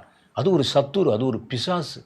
அது அப்படி தான் நம்ம யார் எதிரி என்பதை நமக்கு தெரிய விடாமல் குருட்டாட்டம் பிடிக்க பண்ணுகிற ஆவி. அந்த ஆவி அது சவுலை பிடித்திருந்தது. சவுலை தான் அடிக்கடி சில ஆவிகள் பிடிக்குமே.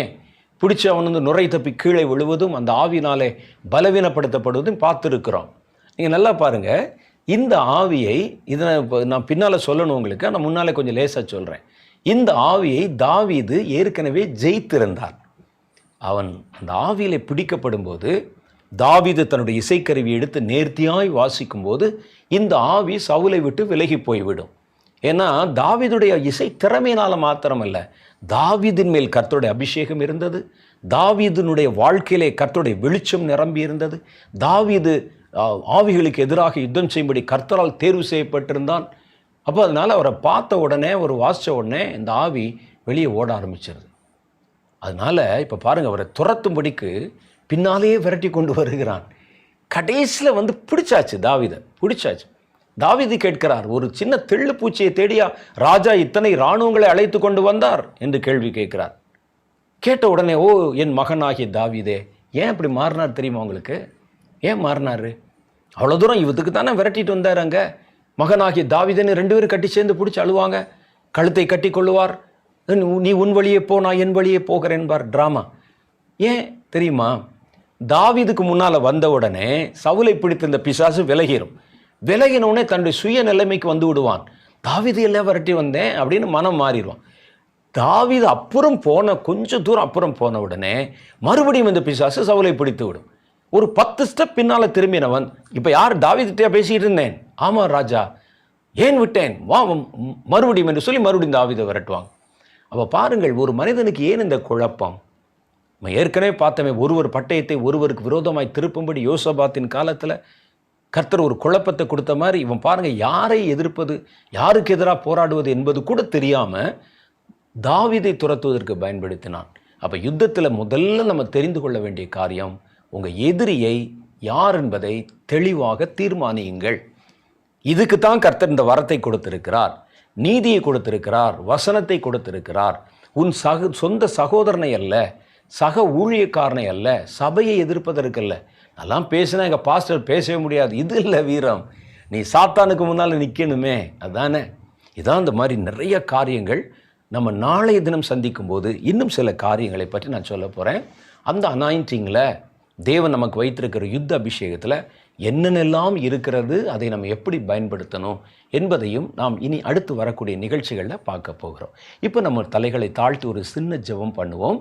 அதற்கு பிறகு இந்த செய்திகள் முடிந்த பிறகு, யுத்த அபிஷேகத்தை குறித்த ஒரு தெளிவு வந்த பிறகு, நம்ம எல்லாம் அதற்காக ஜெபம் பண்ணி அந்த அபிஷேகத்தை சுதந்திரித்துக் கொள்ள போகிறோம். கண்களை மூடி கர்த்தரை நோக்கி பார்ப்போம். அன்பும் இரக்கம் நிறைந்த எங்கள் பரலோக பிதாவே, நீர் எங்களோடு பேசி சொன்ன இந்த நல்ல சத்தியங்களுக்காக கோடான கோடி துதிகளையும் ஸ்தோத்திரங்களையும் செலுத்துகிறோம். ஆண்டவரே, யுத்தம் கர்த்தருடையது என்று நாங்கள் அறிந்திருக்கிறோம். கடைசி காலம் யுத்தத்தினாலும் சாத்தானுக்கு எதிராக நாங்கள் செய்கிற ஆண்டவரை பல போராட்டங்களினாலும் நிறைந்தது என்று அறிந்திருக்கிறோம். அதை தேவன் உம்முடைய சித்தமாக எங்களுக்கு வெளிப்படுத்தி எழுதி வைத்திருக்கிறேன். அதை நாங்கள் நிறைவேற்றும்படிக்கு உம்முடைய அபிஷேகத்திற்கு காத்திருக்கிறோம். அபிஷேகத்தை பெறுவதற்கு முன்பாக அதை குறித்த முழுமையான விவரங்களை நாங்கள் தெரிந்து கொள்ளவும், பெற்றுக்கொண்ட அபிஷேகத்தை நாங்கள் சரியாக நிறைவேற்றவும் கர்த்தாவே, எங்களை நீர் ஞானத்தினால் நிரப்பணும், தகுதிப்படுத்தணும். கேட்டுக்கொண்ட சத்தியங்களிலும் மேலதிகமான காரியங்களை கர்த்தர் எங்களோட வெளிப்படுத்தி சொல்லணும். இந்த தினத்திலே, இந்த நாட்களிலே நீர் எங்களோடு பேசினீர், நடத்தினீர். நாளை தினமும் கர்த்தருடைய காரியத்தை நாங்கள் எதிர்பார்த்து காத்திருக்கிறோம். தேவனுடைய கரத்திலே நாங்கள் எல்லாவற்றையும் ஒப்புக் கொடுத்து ஜெபிக்கிறோம். இந்த வார்த்தைகளை கேட்ட ஒவ்வொருவர் மேலும் கிருபை தங்குவதாக. இந்த வசனத்தை படிக்கும்போது மேலதிகமான சத்தியங்கள் அவர்களுக்கு வெளிப்படுத்தப்படுவதாக. எல்லா பொறுப்புகளையும் கர்த்தர் ஏற்றுக்கொண்டு உம்முடைய பிள்ளைகள் ஒவ்வொருவரையும் ஆசீர்வதிப்பீராக. இயேசுவின் நாமத்திலே எங்கள் ஜெபங்களை ஏற்றுக்கொள்ளும் எங்கள் பரலோக பிதாவே, ஆமென். கர்த்தராகிய இயேசு கிறிஸ்து உங்கள் மேல் தம்முடைய கிருபையை வைத்து அவருடைய வருகை பரியந்தம் உங்களை காத்துக்கொள்வாராக. ஆமென்.